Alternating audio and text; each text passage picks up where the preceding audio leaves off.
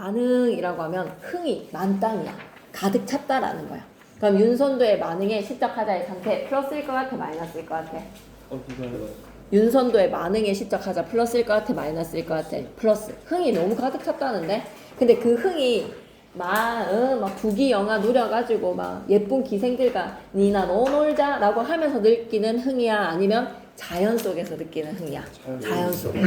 자연 속에서 부귀랑 공명보다는 자연 친화적인 삶 속에서 하자는 오히려 욕심이 없는 무욕의 상태, 소박한 상태, 가난한 상태에서 흥을 느끼는 거야. 그게 양반들의 정신인 거지. 그러면 쌤이 뒤에 장부터 먼저 보고 갈게요. 갈래는 연시조랑 평시조인데 연시조가 뭐였는지 기억나?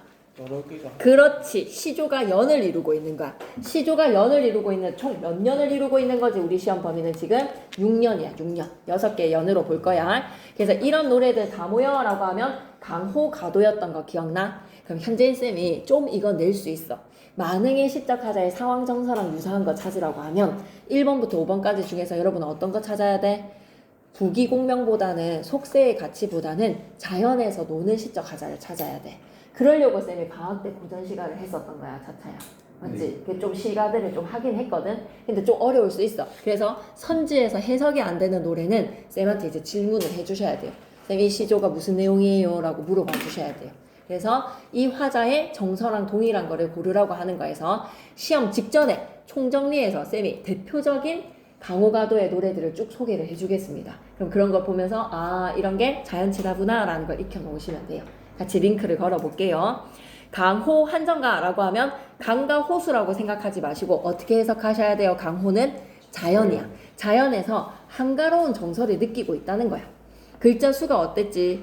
3글자, 4글자, 4글자, 4글자의 음수율을 반복을 하고 한 행이, 초장, 중장, 종장의 한 행이 4번씩 끊을 거죠. 자연 속에 묻혀 살아가는 거가 너무 즐겁대. 1수부터 6수까지 얘들아. 5수까지가 아니라 1수부터 6수까지. 자연과 속세가 이게 너무 중요하지 않을까?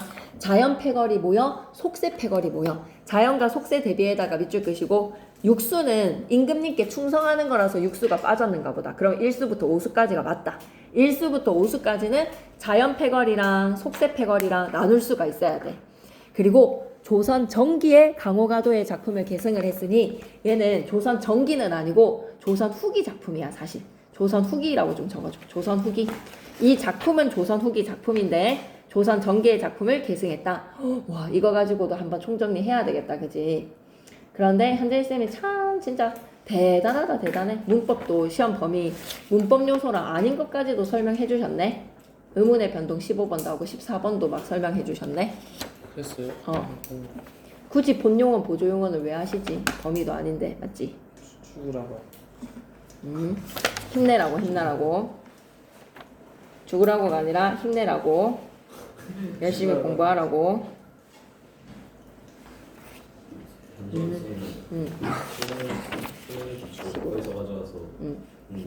수능 스타일로 내시라고. 그래서 쌤이 최종의 리허설 있죠. 시험 전날에 쌤한테 완전 피드백 받는 거. 그거는 완전 현재인 쌤 수능 스타일로 해서 이제 고3 문제를 푸는 거예요, 여러분이. 현재인 쌤 문법 요소 고3들한테만 냈었거든요. 1학년 때는 그런 거 문법 안 냈었거든요. 고3 문제로 훈련을 해놓으면 학교 시험은 좀 쉽지 않을까라는 게 쌤의 계획입니다. 어려운 걸로 해놓으면 분명히 잘할 수 있습니다. 자, 계속 이어갈게요. 세 번째, 속세랑 자연이 대조적이니까 그럼 속세 밑에다가 마이너스, 자연 밑에다가 플러스. 속세는 좀 벗어나고 싶고 그런 마음이 작가의 의도야. 한문트 표현 없이 순우리말 많이 사용했어. 우리말의 묘미에다가 밑줄. 그리고 마지막에 육수가 5번 앞에 육수라고 좀 적어줘. 마지막에 6번째 수, 식스수가 있잖아. 충신 연주지사야. 이 몸이 이렇게 자연을 즐길 수 있는 것도 다 임금님 덕분입니다 라는 걸로 손바닥 싸바싸바. 쌤이 어떤 거에다가 빗대어 표현했지? 삼성 직원이 엄청나게 막 그 휴가금도 많이 받고 막 해외여행 와가지고 그리고 막 유급 휴가 막 월급도 주면서 이재용이가 막 휴가를 잘 보내주면 제이드래곤 덕분입니다 할 수 있다는 거지. 그지? 계속 갑니다. 6번째, 의문형 문장에다가 밑줄 밑에 서리법. 현재인 쌤 프린트 방금 봤는데 이거 좀 적었거든. 서리법을 통해 하자의 만족감이 드러났고 7번에는 자연생활에 대한 만족감 속에서도 속세에 대한 미련은 살포시 남아있는데 이건 그냥 뺄게. 7번에다가 X, 속세에 대한 미련을 X 안 보셔도 될 것 같습니다. 감탄형 어미 활용해서 화자 정서 잘 드러납니다. 감탄형 어미에다가 밑줄 해설 들어갈게요. 이 작품은 총 6개의 연으로 이루어진 연시조인데요. 하자는 세속 싫대요. 세속에다가 마이너스, 자연에다가 플러스. 자연에서의 삶이 너무 즐겁대요. 이 작품의 화자는 자연 속에서 소박하고 한가롭게 살아간대요. 소박에다가 밑줄, 한가로운에다가 밑줄. 그 속에서 하자는 뭐를 느낀다? 만족감과 흥취에다가 밑줄. 자연에서 지내는 삶에 대한 자부심도 드러내.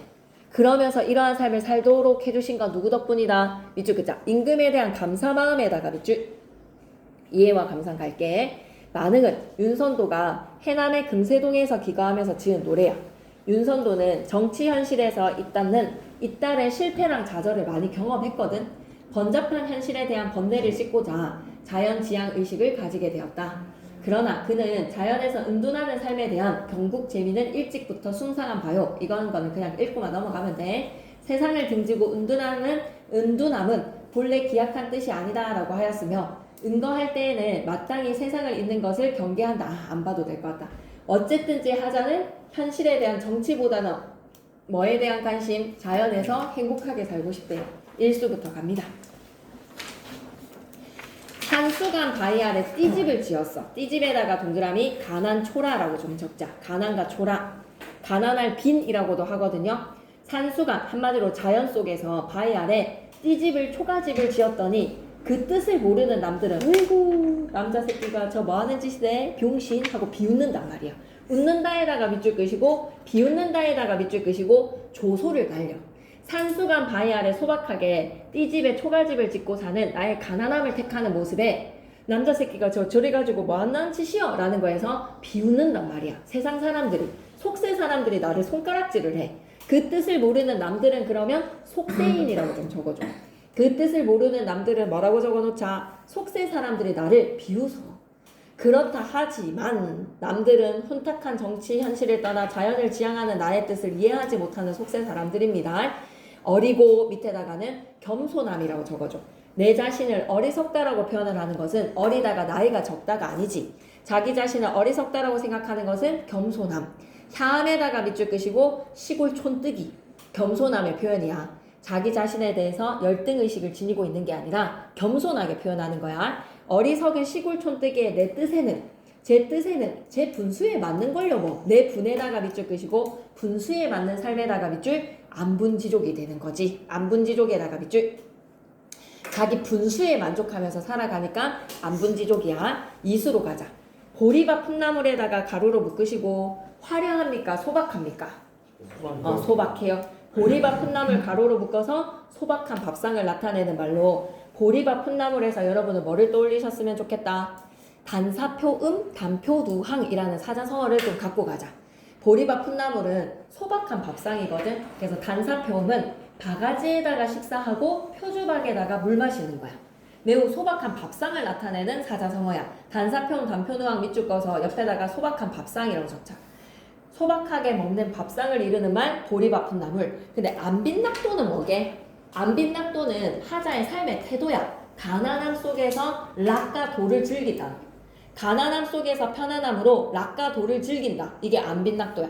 하자의 삶의 태도는 안빈낙도로 보리밥 풋나물을 통해서 가난한 밥상을 나타내는 사자성어는 단사표음 단표두항. 보리밥 풋나물을 알맞게 다 먹고 난 후에 띠지 찢고 보리밥 풋나물 먹으면서 진짜 소박하게 살아가지. 바위급 물가 가서 자연의 공간에서 실컷 놀아. 한가하게 살아가는 거야. 그러면 실컷 노는 일 외에 그 남은 10가지가 넘는 일, 그 남은 여남은 일에다가 가로로 묶으시고 잉여할 때 여자입니다. 남아있는 것들이요. 그 남은 여남은 일 가로로 묶으셔야 돼요.